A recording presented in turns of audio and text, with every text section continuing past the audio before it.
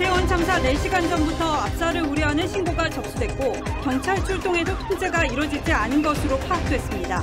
경찰청이 감찰에 착수했습니다. 이상민 행안부 장관이 고개 숙여 사과했습니다. 이태원 참사 유가족 마음을 살피지 못했다며 심심한 사과를 전했습니다.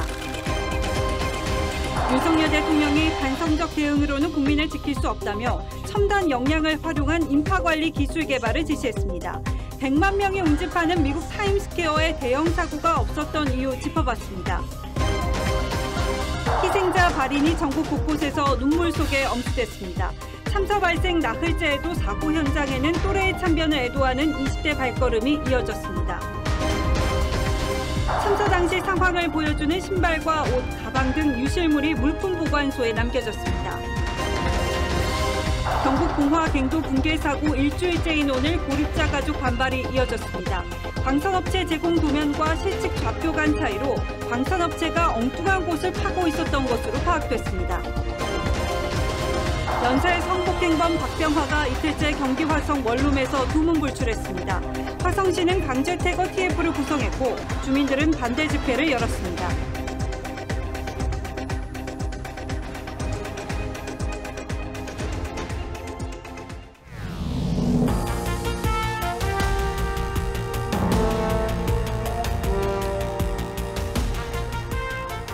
시청자 여러분 안녕하십니까? 뉴스9의 신동욱입니다. 이태원에서 골목길 참사가 일어난 지 꼬박 사흘이 지났습니다. 오늘은 현장에서 부상당한 한 분이 또 유명을 달리해 사망자는 모두 156명으로 늘었습니다. 그리고 희생자를 떠나보내는 첫 발인식도 열렸습니다.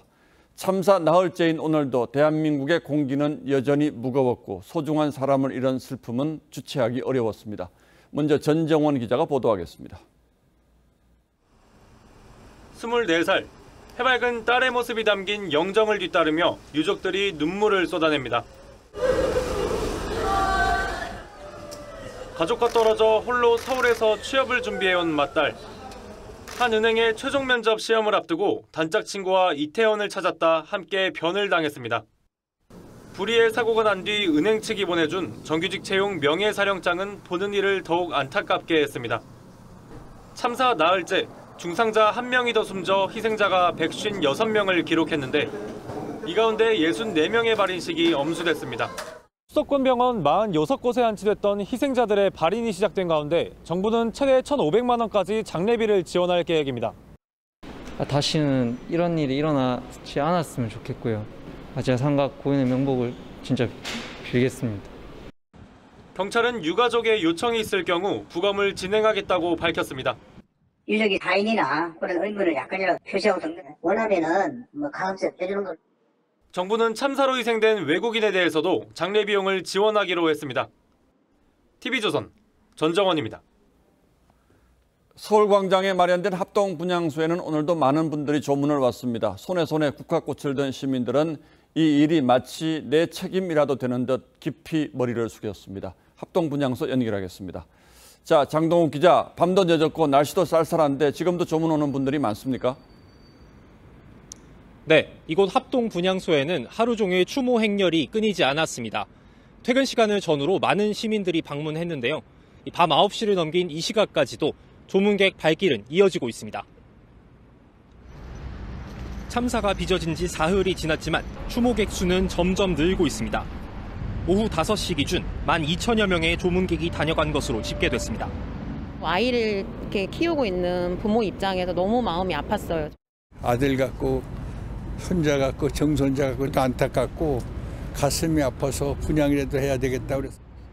외국인 사망자도 적지 않은 탓에 분향소를 찾는 외국인도 적지 않았습니다. They got so stressed that they called the embassy of my country. Might have been minutes or few meters that it could be some of my friends. 유남석 헌법재판소장과 파울루 벤투 남자축구대표팀 감독 등 각계 인사 조문도 이어졌습니다. 서울광장 합동분향소는 국가애도기간이 끝나는 5일까지 운영됩니다. 합동분향소 운영시간은 오전 8시부터 밤 10시까지지만 운영시간 이외에도 자율적인 조문은 가능합니다. 서울광장 합동분향소에서 TV조선 장도우입니다. 예, 고통스럽습니다만 다시 그날로 돌아가 보겠습니다. 참사가 일어난 그날 이태원 일대는 이미 오후부터 감당하기 힘들 정도의 인파가 몰렸습니다. 그리고 사고 4시간 전인 저녁 6시 반쯤 이미 압사 위험이 있다는 112 신고가 접수된 걸로 확인됐습니다. 그 이후로도 사고 전까지 모두 11차례나 비슷한 유형의 신고가 있었습니다. 이 신고에 따라서 경찰이 4번 현장에 출동했습니다만 비극을 막지는 못했습니다.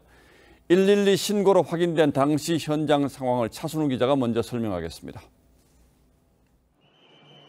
이태원 참사가 발생한 건 지난달 29일. 헬로윈을 맞아 수많은 시민이 이태원 일대에 몰려들면서 초저녁부터 사고 위험을 알리는 신고 전화가 경찰에 접수됐습니다. 첫 신고는 참사 발생 약 4시간 전인 오후 6시 34분이었습니다. 좁은 골목에 사람이 뒤엉켜 압사당할 것 같으니 인원 통제 등 조치를 해달라는 것이었습니다. 당시 신고자의 위치는 이번 참사가 발생한 골목에 위치한 편의점 부근이었습니다. 이 신고를 시작으로 사고 직전인 밤 10시 11분까지 11건의 신고가 경찰에 접수됐습니다. 경찰은 이 가운데 첫 번째 신고를 포함해 4차례 현장에 출동했습니다. 신고 위치는 대부분 사고가 발생한 해밀턴 호텔 골목 주변이었습니다. 신고를 받고 현장에 출동한 경찰이 어떤 조치를 했는지는 즉각 알려지지 않았습니다. 경찰의 마지막 출동은 밤 9시였는데 이때는 물론 이후에도 현장 통제는 이루어지지 않았습니다. 결국 오후 10시 이후 사상자가 속출하면서 100여 건의 신고가 쏟아졌고 이후에야 경찰과 소방당국, 긴급구조대 등이 본격 투입됐습니다. TV조선 차순우입니다. 신고는 거의 비슷한 지점에서 들어왔습니다. 압사 위험이 있다는 4시간 전의 첫 번째 신고 역시 사고가 난 해밀턴 호텔 옆 골목에서 온 것이었습니다. 그날 밤 시간대별로 어디서 어떤 내용의 신고가 접수됐는지 그리고 이 신고는 뭘 뜻하고 있었는지 이어서 한지연 기자가 자세히 분석했습니다. 이태원에서 첫 신고가 들어온 건 오후 6시 34분. 신고자는 사람들이 뒤엉켜 압사당할 것 같다며 진입로에서 인원 통제 등의 조치를 해달라고 말했습니다. 저녁 8시 9분 접수된 두 번째 신고에는 사람이 너무 많아 넘어지고 다치고 난리가 났다는 내용이 담겼습니다. 참사가 발생하기 2시간여 전 이미 쓰러지고 다친 사람이 발생한 겁니다.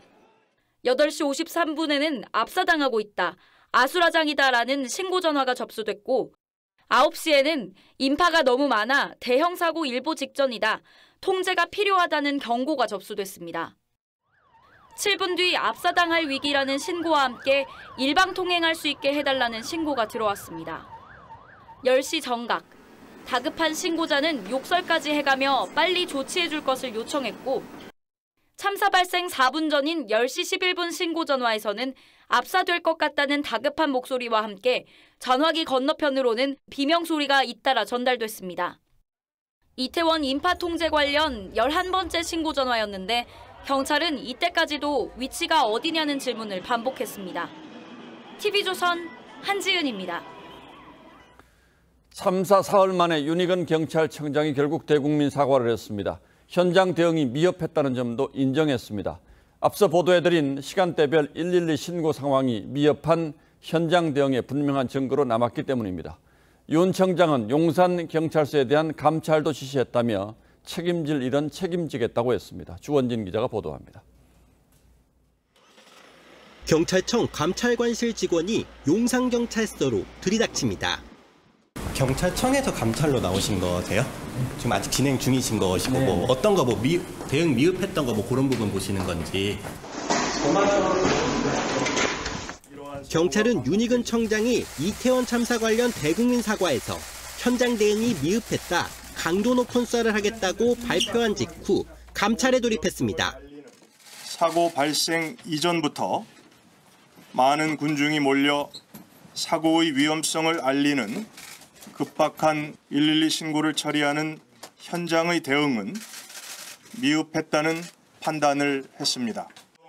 윤 청장은 독립적인 특별기구 설치와 엄정한 진상규명을 약속했습니다. 112 신고 처리를 포함하여 전반적인 현장 대응의 적정성과 각급 지휘관과 근무자들의 조치가 적절했는지 등도 빠짐없이 조사할 것입니다. 경찰은 시민들의 신고가 쇄도했음에도 용산경찰서가 적절한 조치를 취하지 않은 이유 등을 감찰할 예정입니다. 서울청 기동대가 사고가 터진 지 2시간이 지난 자정이 다 돼서야 참사 현장에 투입된 경위도 확인할 예정입니다. 윤 청장은 거취를 묻는 취재진의 질문에 어느 시점이 됐건 그에 상응한 처신을 하겠다며 사태 수습 이후 사퇴할 뜻도 내비쳤습니다. TV조선 주원진입니다.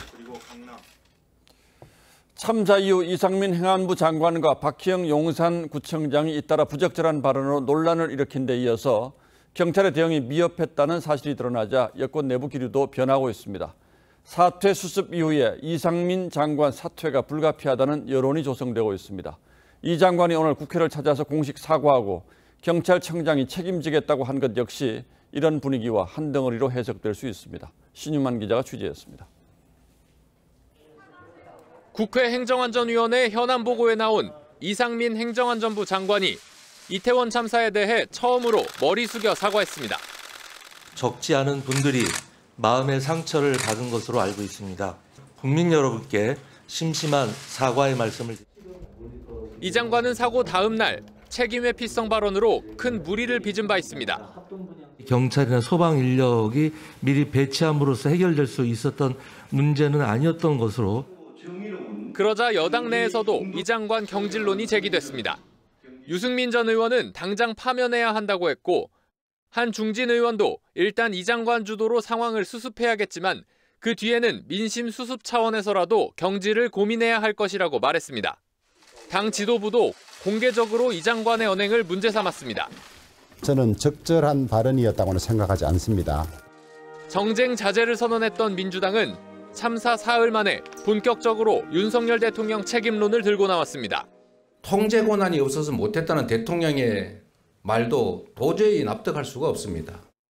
원인을 제도 미비 탓으로 돌리는 발언 또한 국가 애도 기간에 매우 부적절합니다. 하지만 경찰의 112 늑장 부실 대응이 드러나면서 정부 차원의 책임론도 가열될 전망입니다.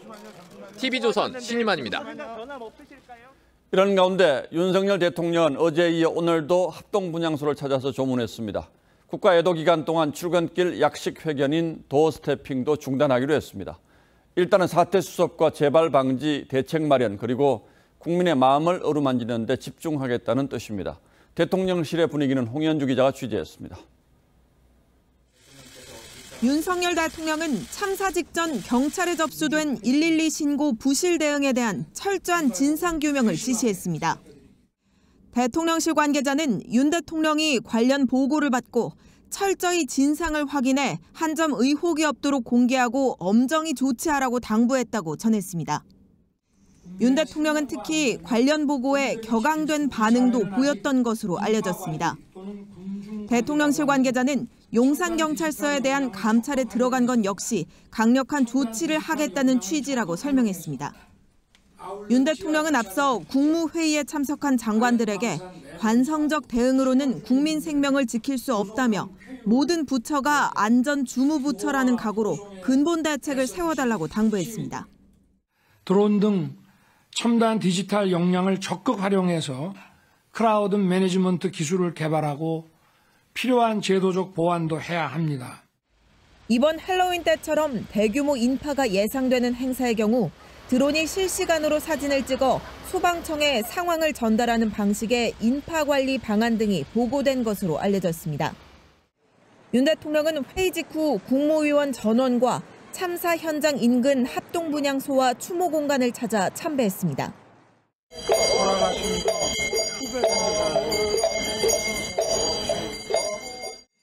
저녁에는 희생자들이 안치된 빈소 2곳을 직접 찾아가 유족들을 위로한 것으로 전해졌습니다. 대통령실은 다음 주 관계부처 장관들과 민간 전문가들이 참여하는 국가안전시스템 점검 회의를 열 계획입니다. TV조선 홍현주입니다. 이번 참사는 우리의 재난 대응 매뉴얼에 뼈아픈 허점이 있었음을 상기시켰습니다. 명확한 주최자가 없는 행사의 경우에 아무리 사람이 많이 몰려도 대책이 없다는 점입니다. 소 잃고 외양간 고치는 격이긴 합니다만 이제라도 외국에선 어떻게 하는지 그래서 면밀하게 살펴볼 필요가 있습니다. 다른 나라 대도시들은 어떻게 하고 있는지 황정민 기자가 관련 자료와 영상을 찾아서 정리했습니다. 한 해의 마지막 날 미국 타임스퀘어에서 열리는 볼드롭 행사. 매년 100만 명 넘는 인파가 모이는데 사람들 사이사이 놓여있는 바리케이드가 눈에 띕니다. 군중들이 몰리는 곳에 공간을 나누고 위급한 상황이 발생하면 대피할 수 있는 출구를 마련해둔 겁니다. 2005년 연방재난관리청은 대규모 인파관리 지침을 만들어 주최자가 없는 행사여도 1인당 최소 0.3제곱미터의 공간이 필요하다며 군중 밀도가 높을 경우 대비책을 세우게 했습니다. 일본에선 경찰이 직접 인간띠를 만들고 지휘차에 올라 동선을 유도합니다.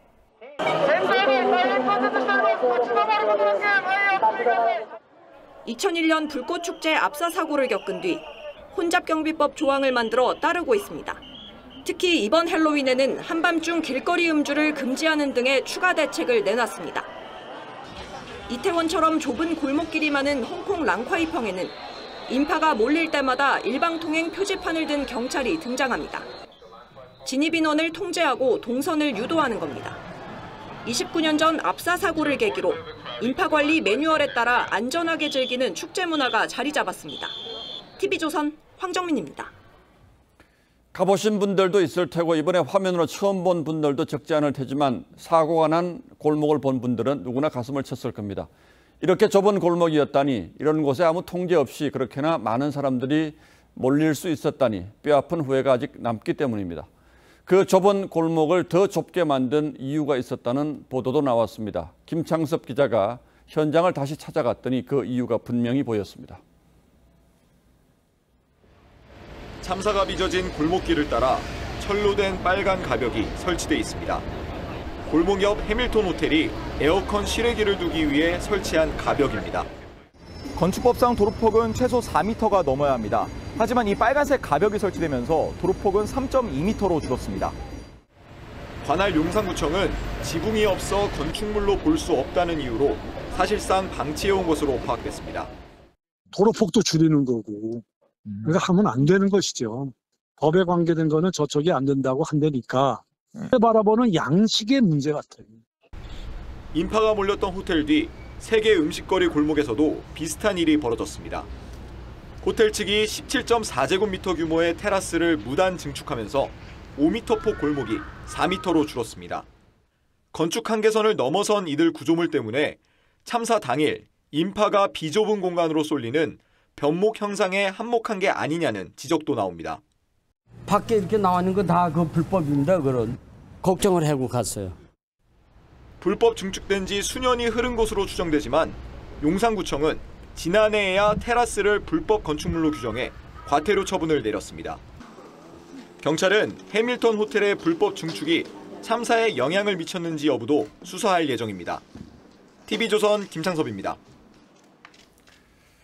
대형 참사 때마다 빠지지 않고 등장하는 것이 유언비어입니다. 이번에도 역시 마찬가지죠.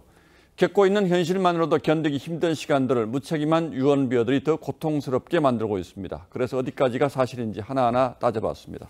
자, 홍영 기자, 사고 관련해서 누군가가 밀었다 이런 얘기도 있고 또 특정한 인상착의를 지목하는 분들도 있는데 사실로 확인된 게 있습니까? 네, 아직은 경찰이 CCTV 등을 토대로 진위 여부를 수사하고 있습니다. 예. 이 소문은 온라인 커뮤니티에서 시작되는데요. 당시 현장에서 특정 분장을 한 남성과 그 무리가 밀어라고 외치며 의도적으로 사고를 키웠다는 내용입니다. 자, 그런데 그 특정 분장을 한 남성을 찾긴 했습니까? 네, 누리꾼들이 한 20대 남성을 지목했는데요. 이 남성은 자신은 아니라면서 억울함을 토로했습니다. 이미 사고 전에 현장을 떠났다면서 지하철 승하차 기록까지 공개한 겁니다.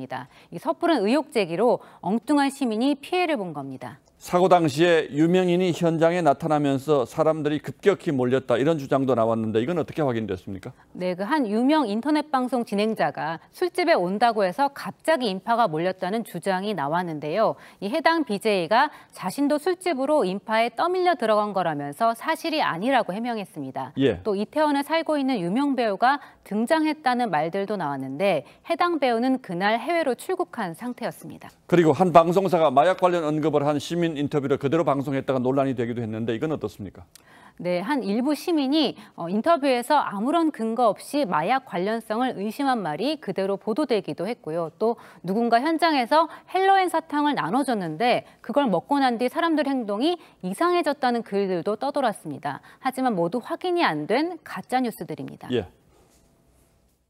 그래서 그렇기 때문에 라고 생각하면서 안정된 그러한 거를 느낄 수 있거든요. 근데 만약에 이제 이게 원인이 큰 사건일수록 더 그렇겠죠. 엄청나게 빠르게 너무 많은 사람들에게 전달이 되어버리면 많은 사람이 알고 있는 내용은 사실이라고 생각합니다. 정치권에서는 방송인 김어준 씨가 일방통행을 실시하지 않아서 이렇게 됐다라는 취지로 말한 걸 두고 논란이 일기도 했는데 그렇다면 과거에 정말로 일방통행을 실시한 적이 있는지 이건 확인을 해봤습니까? 네, 경찰과 용산구청 모두 과거에도 일방통행을 유도한 적은 없다고 했습니다. 예. 지난해 헬로윈 때 이태원 거리를 보시면 이 경찰들이 눈에 띄죠. 그런데 이제 동선을 정리한 게 아니라 방역수칙 위반을 단속하고 시민들의 귀가를 독려하던 겁니다. 이유는 달랐지만 결과적으로 이번엔 아무런 통제도 하지 않은 건 맞습니다. 자, 그런데 과거에는 폴리스 라인을 쳐서 시민들을 통제했는데 이번에는 그렇게 하지 않았다. 이런 주장도 있더군요. 이건 어떻습니까? 네, 그 부분도 경찰 관계자에게 물어보니 2019년까지는 일부 골목 입구를 막기는 했다고 합니다. 예. 하지만 당시에도 사람들이 차도로 나오지 못하도록 한 거지 이 골목의 통행을 분산하려는 목적은 아니었습니다. 인도를 넓히려고 한 게 아니라 차도로 내려오지 못하게끔 설치를 했던 겁니다. 자유롭게 통행하는 지역인데 여기를 통제할 이유가 없죠. 인도에서 사람들이 넘쳐서 차도로 나오면 교통사고 발생 우려가 있잖아요.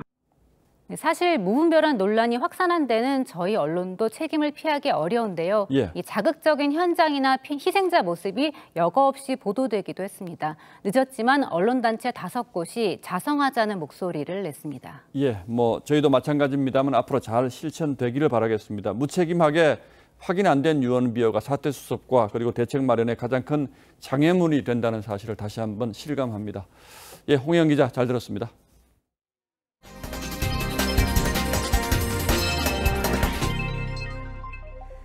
참사 발생 나흘째입니다. 사고 현장 주변에 자발적으로 만들어진 추모 공간에는 또래의 참변을 애도하는 20대들의 추모 행렬이 이어지고 있습니다. 현장에 나가 있는 취재기자 연결합니다. 자, 박한솔 기자, 지금도 추모객 발길이 이어지고 있습니까? 네, 저는 지금 이태원역 1번 출구 앞에 마련된 추모 공간에 나와 있는데요. 어둠이 짙게 깔린 이 시각에도 많은 추모객들이 안타깝게 떠난 이들의 넋을 위로하는 국화꽃과 손편지를 전하고 있습니다. 사흘째 추모 행렬이 이어지면서 추모객이 놓고 간 국화꽃이 수북이 쌓였습니다. 미안하다, 내 잘못이 아니다 등 안타까운 참사로 유명을 달리한 이들을 위로하는 메시지도 가득했습니다. 또래 친구들끼리 자주 다니던 익숙한 장소여서인지 20대 추모객이 많이 눈에 띄었습니다. 위로해주고 싶어서 그냥 그 마음으로 왔습니다. 이분들도 그냥 꽃다운 나이에 추모 공간을 찾은 20대 추모객 가운데는 누군가의 친구나 사랑하는 이였던 고인을 떠올리며 눈시울을 붉히는 사람도 많았습니다. 조속한 진상규명을 요구하는 목소리도 나왔습니다. 국가에서라든지 뭔가 수사를 해서 뭔가 밝혀지든 그런 게 하나도 없는데. 이태원 일대 상가도 무거운 침묵이 감돌고 있는데요. 상당수 자영업자는 국가애도 기간인 이번 주 토요일까지 참사 희생자 추모에 동참하는 의미에서 영업을 중단하고 있습니다. 이태원 추모 공간에서 TV조선 박한솔입니다.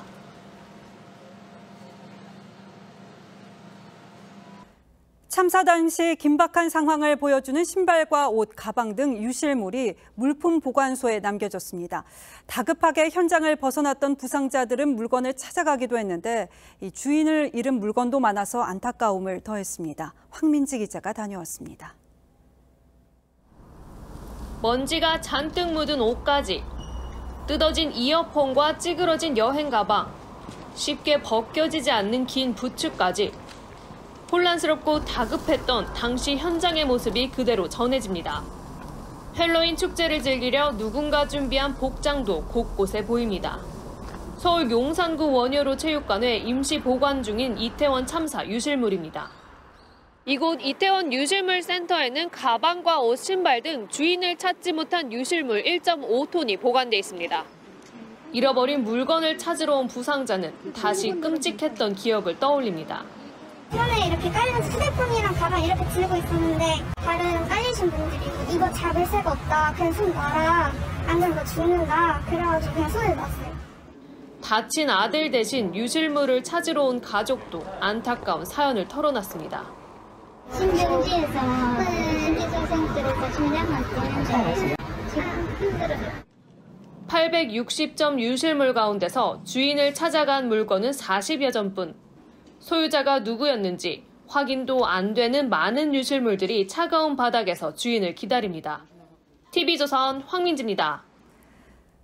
이번 참사를 계기로 건강하고 안전한 사회에 살고 싶다는 마음 갖게 된 분들 많을 텐데요. 우리 아이들이 살아갈 세상에 대한 걱정에서 생겨난 마음이기도 할 겁니다. 교육부가 안전수칙 교육 강화에 착수했습니다. 당장 내년 1학기부터 초중 고등학생은 물론이고 유치원생까지 군중 밀집 지역 안전수칙을 배우게 됩니다. 윤수영 기자가 자세히 전하겠습니다. 사이렌이 울리자 학생들이 방석을 머리 위에 올린 채 책상 밑으로 숨습니다. 직접 CPR을 해보기도 합니다. 교육부는 2015년 학교 안전교육 7대 표준안을 제정해 학생들에게 재난 대비 교육을 해왔습니다. 하지만 여기엔 이태원 참사와 같은 군중 밀집 지역 안전수칙은 빠져 있었습니다. 이태원 참사를 계기로 정부는 관련 내용을 추가하는 개정안 마련에 착수했습니다. 다중 밀집 장소에서의 안전 수칙 등을 포함한 안전 교육 강화 방안을 마련해서 초등 1, 2학년 단계에선 사람이 많이 모이는 곳에서의 안전 수칙 알기, 고교 단계에선 다중이용시설 안전사고 종류 알아보기 등을 가르치는 겁니다. 안전요원이 없는 상황에도 스스로 대처할 수 있게 하는 게 목표입니다. 그래서 학생들이 현장에서 그런 상황에 대처하거나 행동해야 되는 요소들을 직접적으로 체험하고 주도적으로 활동할 수 있는. 교육부는 지필진과 내일 첫 회의를 시작으로 올해 말까지 최종안을 확정해 내년부터 교육할 방침입니다. TV조선 윤수영입니다. 연쇄 성폭행범 박병화가 어제 새벽 출소한 뒤 경기 화성 원룸에서 두문불출하고 있습니다. 출소 후 거주지를 놓고 화성시와 주민 반발이 심한 상황도 반영된 것으로 보이는데 학부모들은 거주지 앞에서 반대 집회를 열었고 화성시는 강제 퇴거 TF를 꾸리고 법적 대응에 나섰습니다. 구자영 기자입니다. 주택가 원룸 건물 앞에 학부모 50여 명이 모였습니다. 연쇄 성폭행범 박병화의 화성 거주를 반대하며 손팻말을 들고 시위를 합니다. 박병화는 퇴거하라! 퇴거하라! 퇴거하라! 박병화는 여성 10명을 성폭행해 15년을 복역한 뒤 어제 출소하자마자 이곳 원룸에 입주했습니다. 학부모들은 법무부가 박병화의 출소 후 거주 정보를 미리 알리지 않았다며 반발합니다. 쑥대밭을 만들어 놓고 지금 저기서 발뻗고 자고 있을 거 아니에요. 그게 제일 교통사고입니다. 주민들의 항의가 잇따르는 가운데 박병화는 출소 이틀째에도 모습을 드러내지 않고 있습니다. 화성시는 박병화 강제 퇴거를 위한 TF를 구성하고 법적 대응에 나섰습니다. 박병화의 어머니가 성범죄자 거주 사실을 알리지 않은 채 조카가 살 것이라며 건물주를 속이고 불법 대리 계약을 했다는 겁니다. 위임장이라든가 대리 사인이 전혀 없더라고요. 그냥 박병화 이름으로 하고 박병화 도장이. 하지만 건물주가 강제 퇴거를 위한 명도 소송에 나선다고 해도 상당한 시일이 예상됩니다.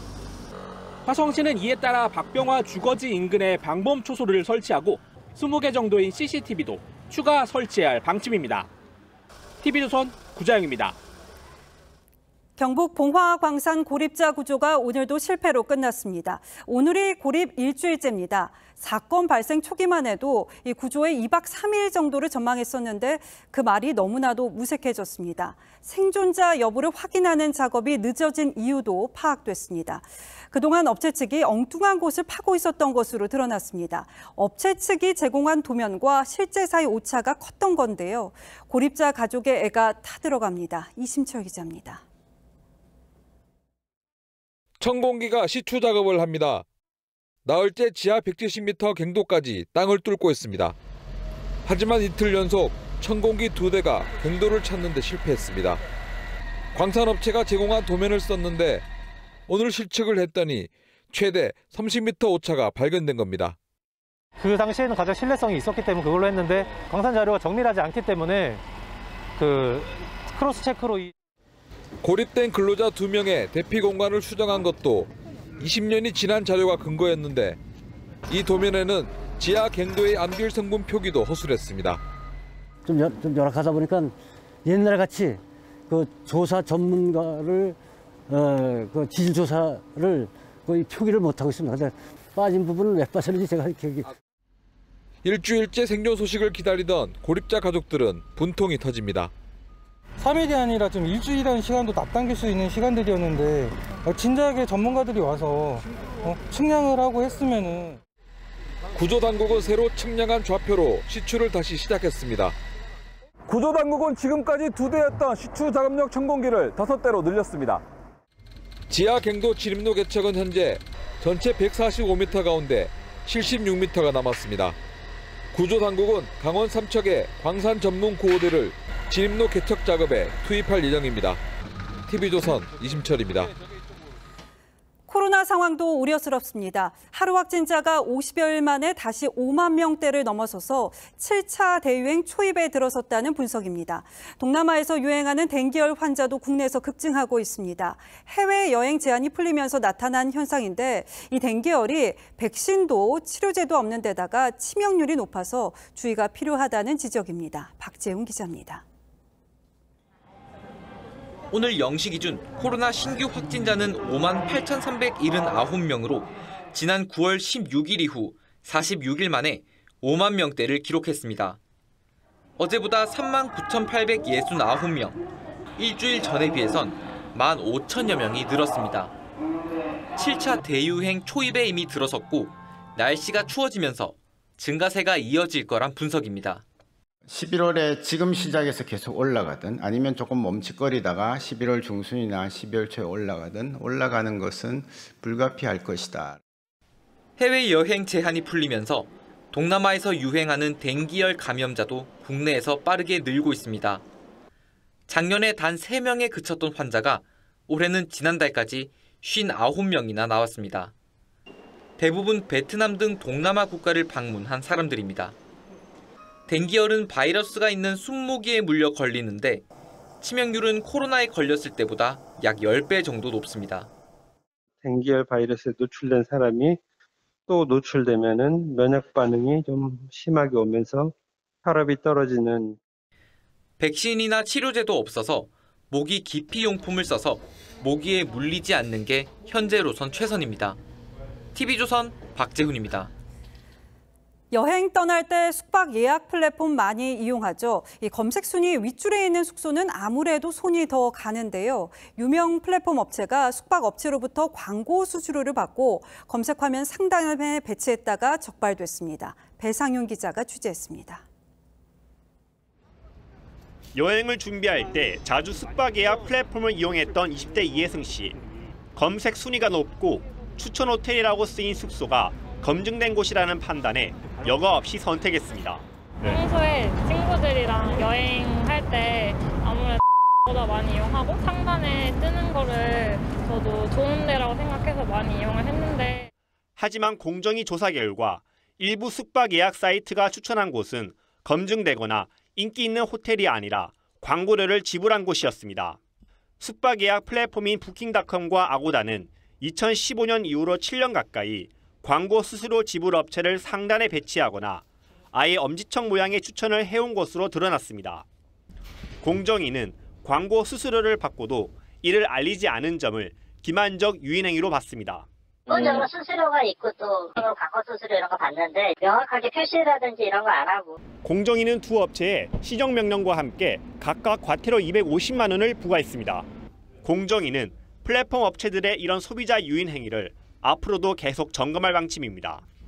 TV조선 배상윤입니다. 저축은행의 불안 신호가 감지됐습니다. 이 또한 강원도 춘천 레고랜드 사태와 연결이 되는데요. 저축은행에는 부동산 개발 사업을 담보로 돈을 빌리는 부동산 PF 대출이란 게 있습니다. 레고랜드 사태로 건설사들의 신용도가 낮아져서 저축은행이 건설사에 해준 PF 대출이 부실 채권이 될 가능성이 높아지고 있습니다. 저축은행에 돈을 맡긴 사람들 사이에서 불안하다는 이야기가 오가고 있습니다. 김지아 기자가 취재했습니다. 서울 강남의 저축은행 밀집 지역. 대기 인원 초과로 예금 업무가 어렵습니다. 연 5에서 6%대 고금리 특판 상품에 예금 쇼핑족이 몰린 겁니다. 오픈은 9시인데 그 전에 새벽 8시부터 들어서 아침 8시에 표 받았습니다. 하지만 고액 예금은 꺼리는 분위기. 자금 경색 속에 부동산 PF의 부실 우려가 커지기 때문입니다. 아들이 뭐 저축은행 혹시 그런 거 있으면 빨리 찾아라고 그러더라고. 그냥 나는 수의여금, 농협 뭐 이렇게 해봐서 거의 5천만 원 미만으로 그렇게 계산해서 빌리고 있거든요. 실제로 저축은행의 부동산 프로젝트 파이낸싱, PF의 위험도 노출 규모는 올 상반기 말 10조 8천억 원으로 2017년에 2.5배 이상 커졌습니다. 저축은행의 PF 사업을 담당하는 건설사 10곳 중 8곳 이상은 신용등급이 투기 등급이거나 아예 등급조차 없는 것으로 나타났습니다. 더구나 전체 PF 단기자금 87%는 내년 1분기가 만기인 상황. 상대적으로 위험성이 높은 사업들이 더 많이 거기 지금 포진하고 있거든요. 향후 금리 상승에 따라서 부동산 경기가 냉각되는 과정에서 부실이 집중적으로 드러나는 금융당국이 5대 금융지주를 통해 연말까지 시장에 95조 원을 풀기로 했지만 위태로운 부동산 PF와 지속적 금리 인상 속에 저축은행이 금융위기의 도화선이 될 수 있다는 우려가 커지고 있습니다. TV조선 김자입니다.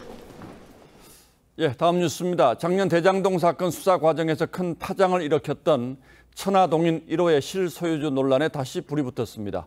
민간 사업자 중 하나인 남욱 변호사가 재판에 나와서 이재명 측 지분이 있다라고 주장했기 때문입니다.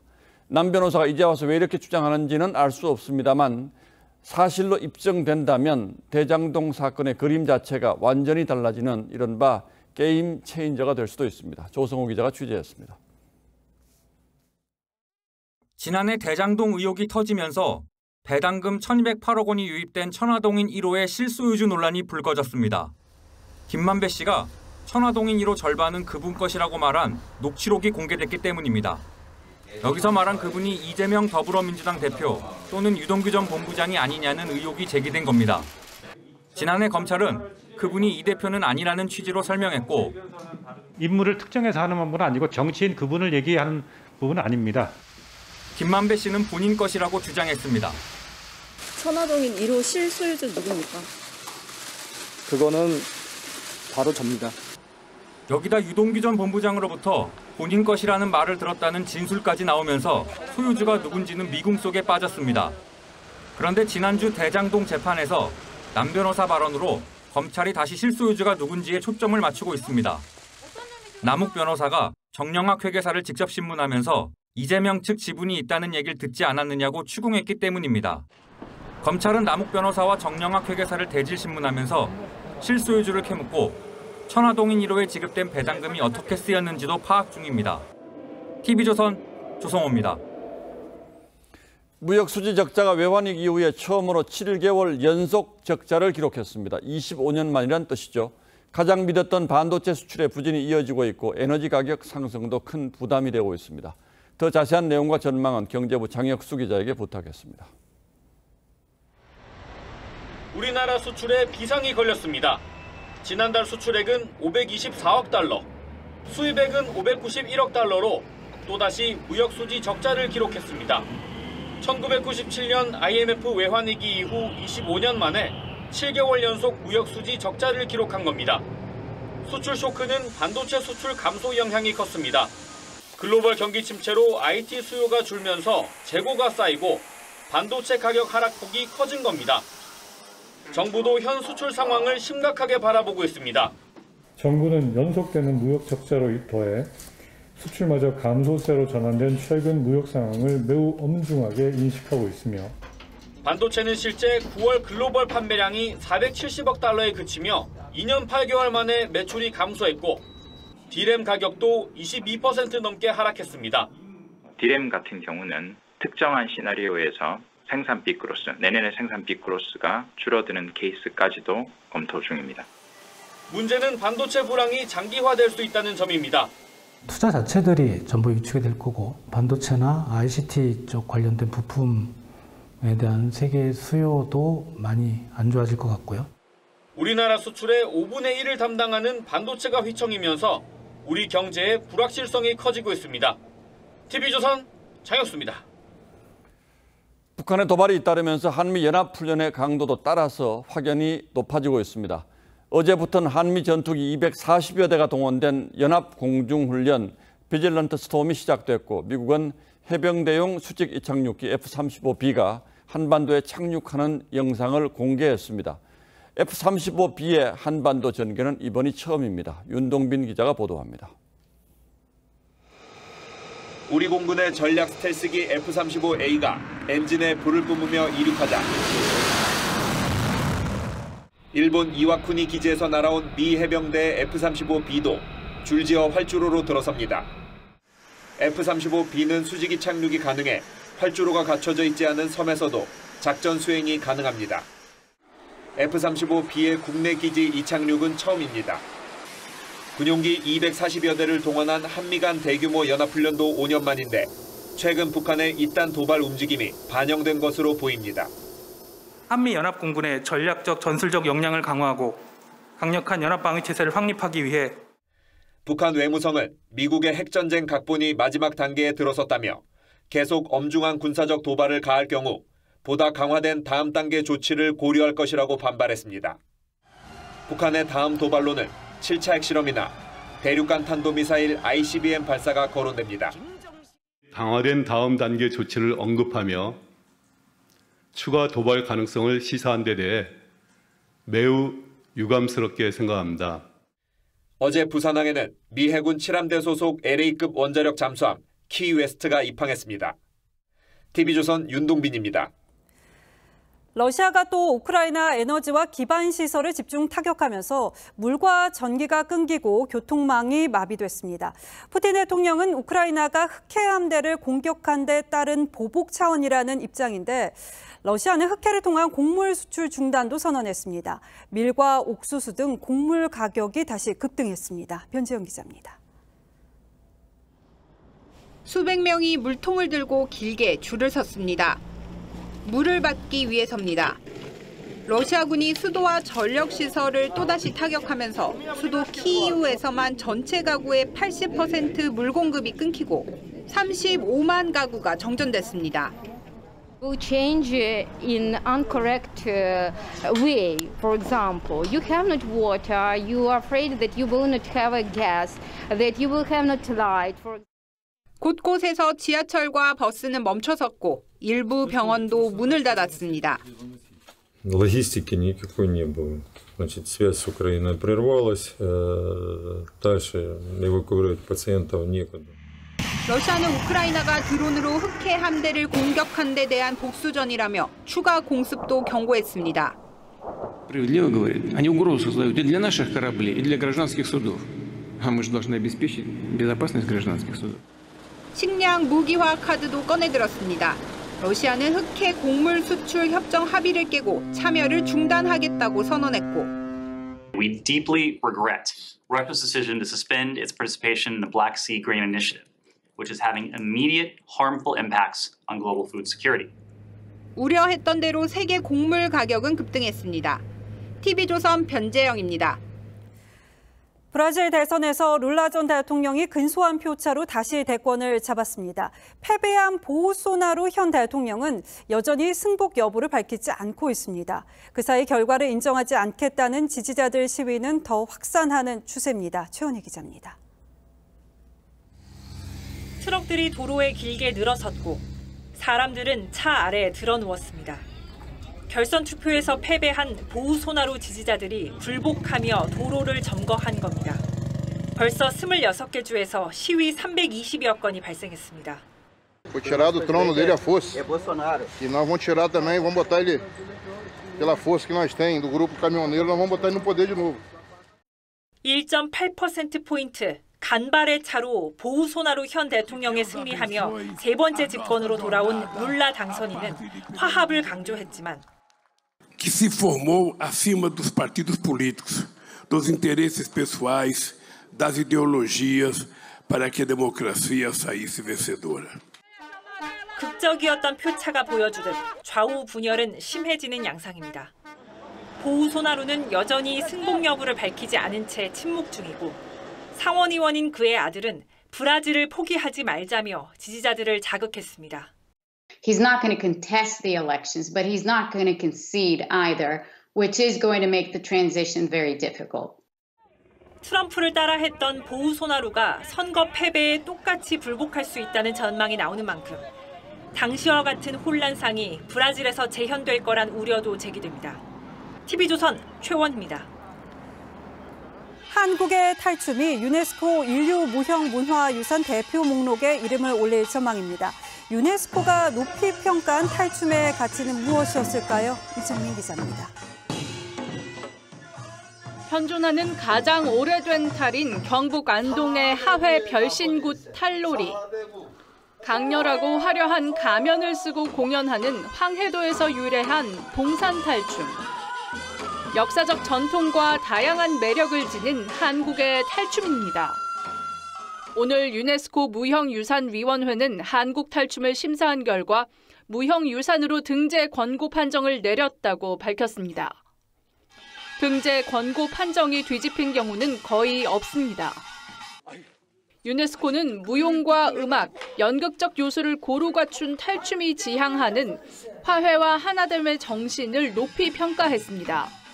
한국의 탈춤은 화해와 조화를 위한 무형유산으로 비판할 것은 비판하면서도 크게 하나가 됨을 지향하는 관객과 함께 호흡하는 소통의 예술이자 부조리한 사회 문제 등을 풍자로 재치 있게 풀어냅니다. 한국 탈춤에서 주로 다루고 있는 주제들은 모든 사람의 자유, 또 보편적 평등의 문제를 주된 내용으로 삼고 등재될 경우 탈춤은 종묘 제례와 판소리, 강강술래 등에 이어 한국의 22번째 인류 무형유산이 됩니다. 최종 등재 여부는 이달 말부터 12월 3일까지 모로코에서 열리는 무형문화유산 보호협약 정부 간 위원회에서 결정됩니다. TV조선 이정미입니다. SSG와 키움의 한국 시리즈 1차전이 열렸습니다. 국가 애도 기간인 만큼 차분한 분위기에서 경기가 시작됐는데요. 자, 취재기자 연결합니다. 이다솜 기자, 경기는 치열했죠? 네, 오늘 한국 시리즈는 이태원 참사를 추모하는 시간으로 시작했습니다. 이 시구도 응원 앰프도 없는 차분한 분위기에서 경기가 출발했는데 이 승부만큼은 아주 뜨거웠습니다. SSG는 2회 2사 1, 2루기에서 김성현이 적시타를 때리며 한국 시리즈 첫 득점에 성공해 기선을 제압했습니다. 여기에다 3회 최정의 솔로 홈런까지 터지며 기세를 올렸는데요. 이 최정의 한국 시리즈 통산 6번째 홈런으로 SSG가 2대0으로 점수차를 벌렸습니다. 키움 안우진은 손가락 물집 부상에도 바지에 피를 닦으며 투구를 이어가는 투혼을 선보였지만 결국 3회 투아웃 상황에서 2실점한 상태로 강판됐습니다. 하지만 키움에게도 기회는 왔습니다. 5회 2사 1루에서 송성문의 안타가 터졌고 외야수 한유섬의 실책을 틈타 한 점을 따라갔고 포수 김민식의 실책까지 더해 키움은 2대2 동점에 성공했습니다. 이후 경기는 양팀 타선의 대결이었습니다. SSG가 5회 최정의 적시 2루타로 3대2 역전에 성공하자 키움은 6회 김태진의 2루타와 이지영의 역전 적시타를 묶어 4대3 재역전에 성공하며 김강현을 강판시켰습니다.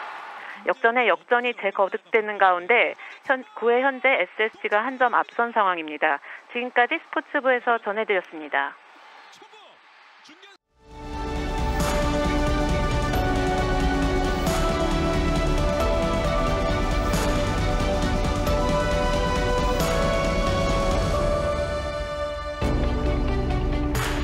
미국의 30대 대통령 켈빈 쿨리지의 아들이 백악관에서 테니스를 하다 발가락을 다쳐 폐혈증으로 숨졌습니다. 쿨리지가 집무실에서 인터뷰를 하다 말고 흐느낍니다. 내가 대통령이 되지 않았다면 아들이 죽지 않았을 텐데. 죄책감에 시달리던 그는 다음 대선 불출마를 선언했죠. 아들과 함께 대통령의 영광도 사라졌다고 했습니다. 성수대교 붕괴로 딸을 잃은 어머니는 등교하던 딸이 다른 가족의 우산을 가져가는 걸 보고도 그냥 보냈다며 두고두고 자책했습니다. 우산을 바꿔주며 시간을 끌었다면 그 버스를 타지 않았을 텐데. 가까운 이의 불행이 내 탓이라고 여겨서 죄책과 분노에 빠지는 생존자 증후군입니다. 부모가 말기암을 앓으면 자녀들도 이렇게 함께 가슴 앓이를 합니다. 그래서 이건 너희의 잘못이 아니라며 아이들을 보듬어줘야 합니다. 엄마가 자기 때문에 하반신이 마비됐다고 믿는 아들을 어머니가 위로합니다. No, it's not your fault. Not yours. You're not to blame for any of it. 이태원 참사로 딸을 잃기 5시간 전 아버지가 저녁을 함께 하자고 했지만 딸은 친구와 약속이 있다고 했습니다. 아버지는 그때 내가 붙잡았어야 했다며 괴로워합니다. 20살 막내딸을 앞세운 아버지가 흐느꼈습니다. 부모가 죄인이죠. 아빠가 지켜줬어야 하는데. 부모의 참혹한 슬픔과 통화는 말로 다 할 수 없지만 죽음의 골목에서 살아 돌아온 고통도 그 못지 않을 겁니다. 25살 여성은 친구 빈소에 찾아와 제가 손을 놓쳤습니다. 다 제 잘못입니다라며 흐느낍니다. 친구의 아버지는 내 잘못이 아니라고 달랬죠. 선체로 의식을 잃었던 간호사는 함께 갔던 친구의 소식을 뒤늦게 알고 간호사이면서 친구도 구하지 못했다며 통곡했습니다. 쌍둥이 형을 잃고 혼자 돌아온 동생의 마음은 또 어땠겠습니까? 의료진을 비롯해 구조를 벌이고 도우며 현장을 목격한 분들 역시 트라우마에 시달립니다. 국민들 마음 역시 온전할 리가 없습니다. 그런데 필사적인 구조 현장을 휴대전화로 찍는 사람들이 있었습니다. 기록하는 직업을 가진 사람도 아니었는데 말이죠. 그런 영상들이 희생자 얼굴도 가리지 않은 채 온라인에 돌아다니며 상처를 헤집어대고 있습니다. 희생자를 조롱하는 글까지 돌고 있습니다. 결코 그냥 둘 수 없는 반사회적 범죄입니다. 지금은 함께 눈물 흘리고 손잡아 보듬어주고 기도할 때입니다. 슬픔과 고통을 나누고 상처를 어루만져줄 시간입니다. 그래도 하늘이 무너지는 아픔이 가시겠습니까만 모두가 함께 맺힌 것을 쏟아내다 보면 이었고 새 삶을 응시하는 날도 오겠죠. 11월 1일 앵커의 시선은 당신의 잘못이 아닙니다. 였습니다.